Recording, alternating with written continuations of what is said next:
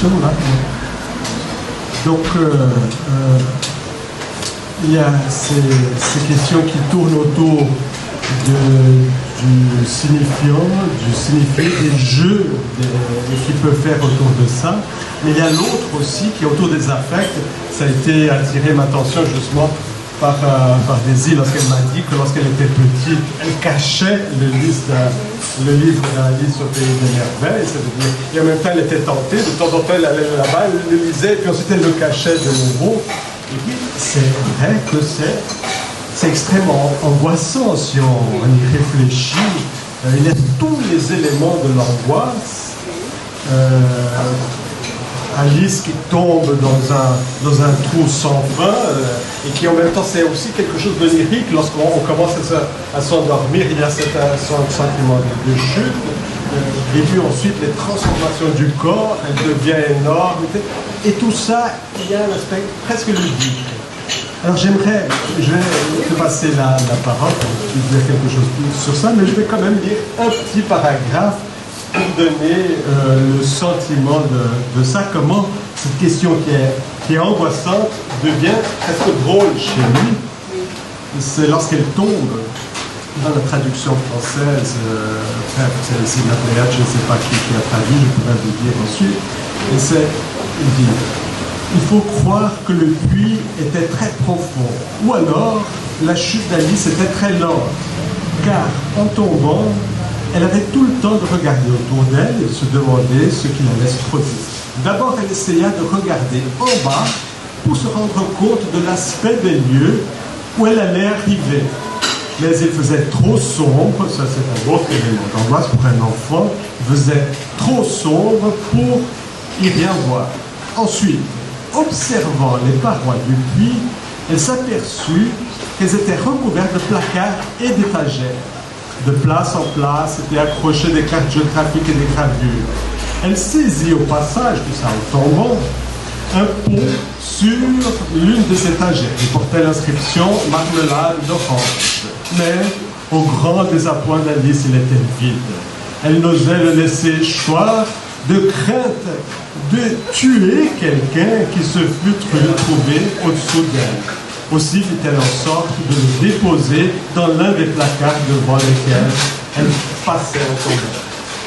Donc, vous voyez comme tous ces éléments qui pourraient faire peur à n'importe qui, de tomber dans un truc infini, dans le noir, etc., sans savoir où il irait, vous étiez en enfer ou de l'autre côté de la terre, et là, ça a ce côté ludique.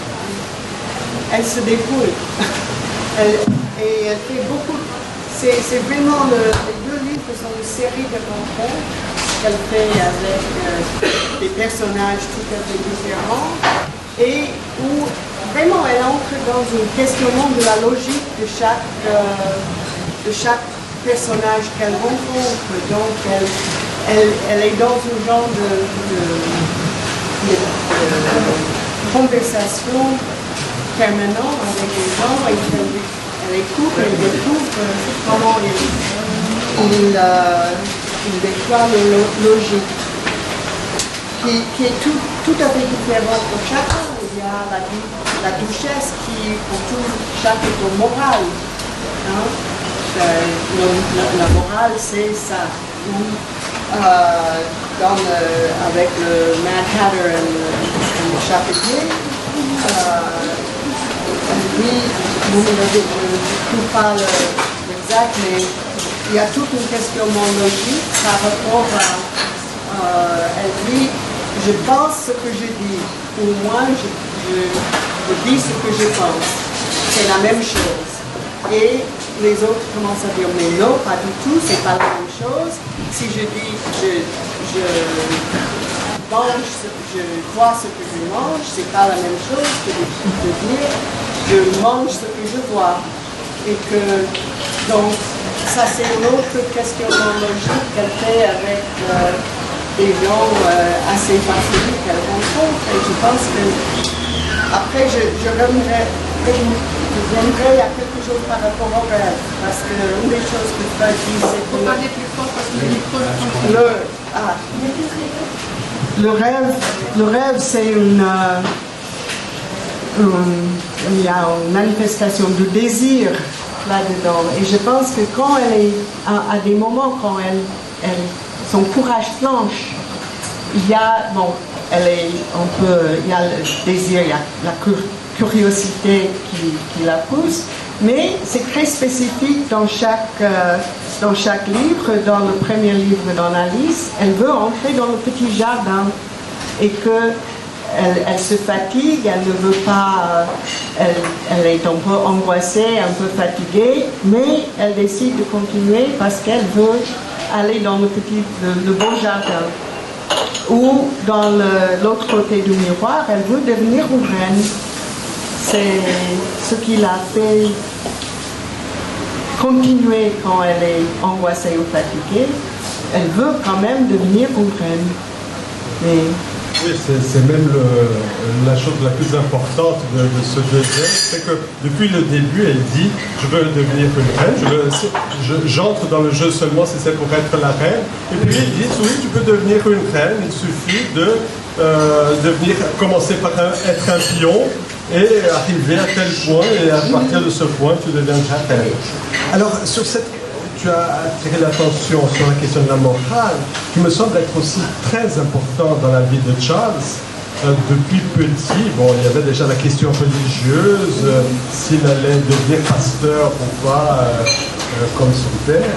Mais aussi dans ses poésies, il y a une poésie que j'ai vue dans l'autre biographie, c'est pas cette biographie, je ne sais pas quelle est la meilleure des biographies d'ailleurs, bon.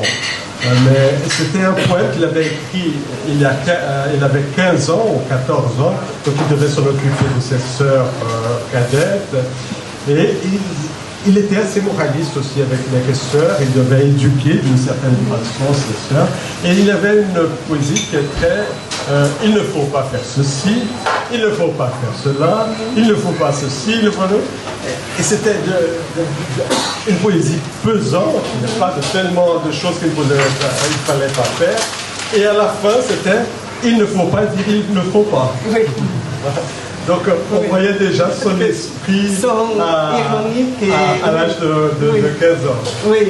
Et je pense que la question morale, elle est très présente dans ce deuxième texte, le texte de l'autre côté du miroir, où en même temps c'est étayé par des lois très logiques qui ne sont pas seulement votables. Oui, c'est logique. Par rapport à Alice et son courage, moi j'ai parlé des héros en fait de notre culture. En fait, c'est un vrai héros, c'est une vraie héroïne. Elle a un courage que personne d'autre dans les deux mondes ont. Et c'est la seule à oser s'opposer à la reine, en fait, qui demande un courage incroyable. En fait. Cet horrible personnage qui a tout le pouvoir, que tout le monde écoute, y compris son mari, le roi, en fait. Et elle ose, jusqu'au point où, en fait,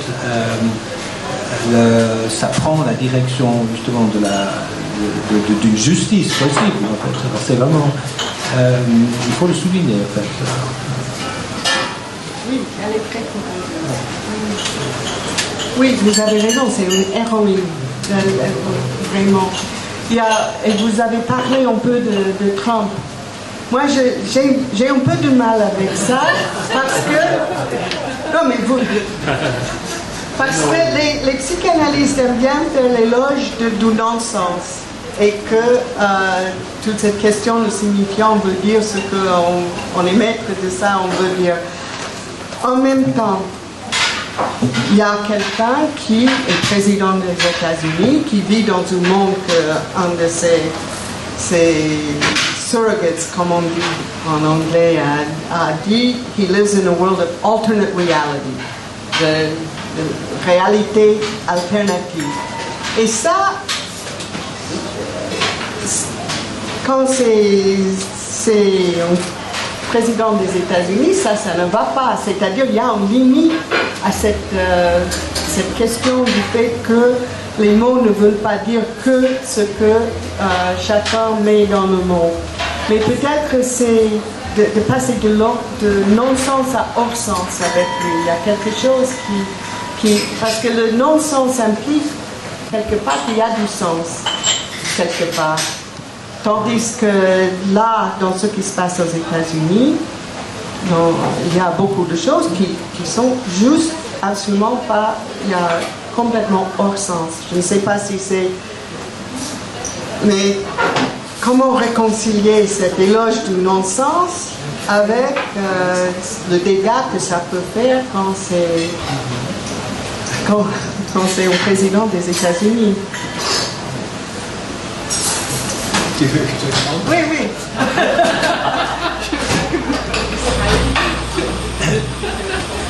Il y a beaucoup de sortes de non-sens. Voilà. Il ne faut pas les confondre. Ça n'a rien à voir. Premièrement, évidemment, on est dans la réalité et on est dans un roman. On est dans une situation où il y a beaucoup de pouvoir. Et l'autre, c'est une lecture du monde. C'est pas une tentative d'imposer son ego sur le monde, c'est une lecture du monde. Et donc c'est vraiment deux choses complètement différentes, à ne pas confondre. Et le non-sens dans les livres, c'est pas le non-sens donc politique de Trump, c'est des sens qui ont plusieurs lectures possibles, qui vont dans plusieurs sens. Alors on dit, bon, ça n'a pas de sens, mais c'est pas vrai, ça a plusieurs sens. Et vous verrez, quand vous regardez les exemples, alors c'est toujours le cas. Et donc ça ouvre plutôt que ferme. Trump, il ferme. Donc, heureusement qu'il y a quelques personnes qui essaient encore donc de s'y opposer, mais lui, il ferme. Tandis que le non-sens carolien, ça ouvre. Oui, c'est créateur. Oui, tandis que quand c'est... Alors bon, oui, vous voulez... J'ai juste une question par rapport à Alice. Est-ce qu'il a parlé de... Est-ce que Alice, elle participait de la construction de l'histoire? Est-ce que, dans le dialogue qu'elle avait avec lui, est-ce que c'est lui qui parlait tout le temps, ou est-ce qu'il parle dans ses mémoires de peut-être la part qu'Alice prenait à la construction narrative? Ou il aurait observé qu'Alice ne comprend pas quelque chose, ou elle lui aurait répondu par une question, si bien que ça aurait fait avancer le récit d'une manière qui peut-être n'appartient pas qu'à Lewis Carroll, mais appartient à ce dialogue qui s'est créé entre deux, qui a créé peut-être aussi une part de l'histoire. Est-ce qu'il y a des écrits qui existent là-dessus? Est-ce que vous savez quelque chose par rapport à ça? Je ne suis pas vraiment historien, mais je dirais en tant que quelqu'un qui s'intéresse à la lecture, forcément, elle a contribué. De quelle manière? En étant elle-même.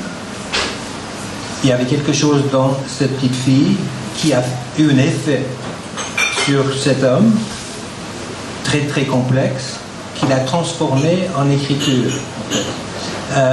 C'est pas au niveau d'une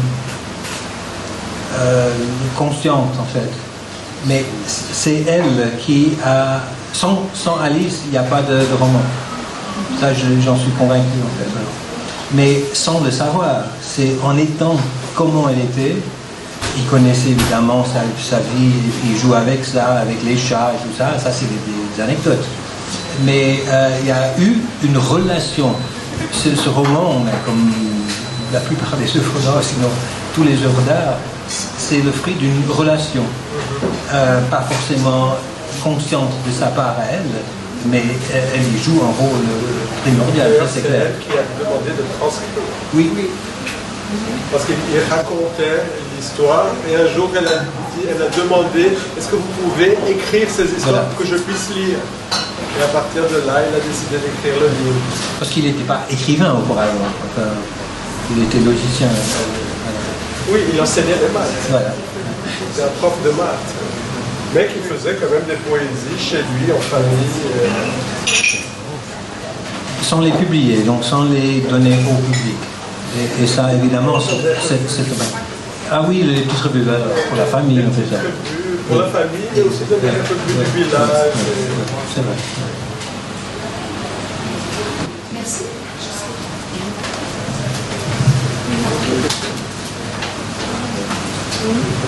Bon, on s'approche un peu du viseur. On va en s'arrêtant tranquillement. Mais vous avez parlé de Sylvie Bruneau. Moi, je fais partie de ceux qui n'ont pas lu Sylvie Bruneau. J'ai quand même vu la taille de Sylvie Bruneau et c'est assez impressionnant, c'est énorme. Mais j'ai même pas regardé une page ou deux. Est-ce que vous pouvez nous dire un peu de quoi il s'agit, Sylvie Bruneau, et pourquoi c'est important?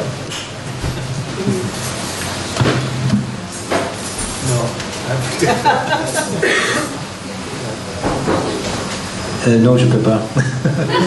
Qu'est-ce qu'il dit?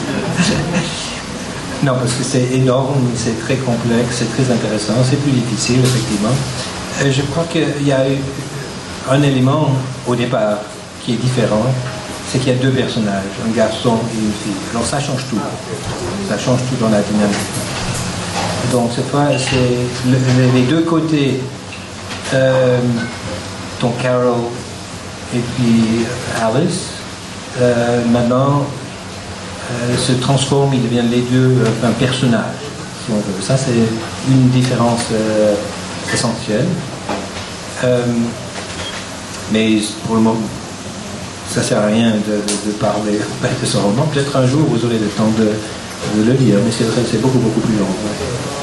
Vous m'obligez à arriver maintenant à 10h du soir et commencer à lire Sylvie. Mais c'est comme vous me demandiez vous ne pouvez pas en quelques minutes parler de... Non mais alors prenons une demi-heure. Donc il faut lire. En parenthèse, peut-être la dernière chose que je dirais, c'est l'histoire du miroir. C'est par rapport à une question que vous aviez posée. En fait, il y a un personnage dont on n'a pas parlé du tout, qui est absolument essentiel dans cette histoire du miroir de la littérature, c'est le lecteur, forcément. Nous sommes, bien sûr, de l'autre côté de son miroir à lui. Et en parlant de sens, et faire sens, et les différents sens de nos sens, nous y contribuons. Sans nous, il n'y a pas de sens. Et ce que je le dis souvent à mes étudiants, c'est essentiel. Alice, le personnage, c'est une fiction. La réalité en face de l'écrivain, en face de l'artiste, en face de nous tous, c'est l'autre, en fait, c'est les lecteurs. Et c'est nous qui faisons sens, en tout cas autant que... et des sens différents, encore une fois, parce que le sens va forcément être différent pour chacun de nous.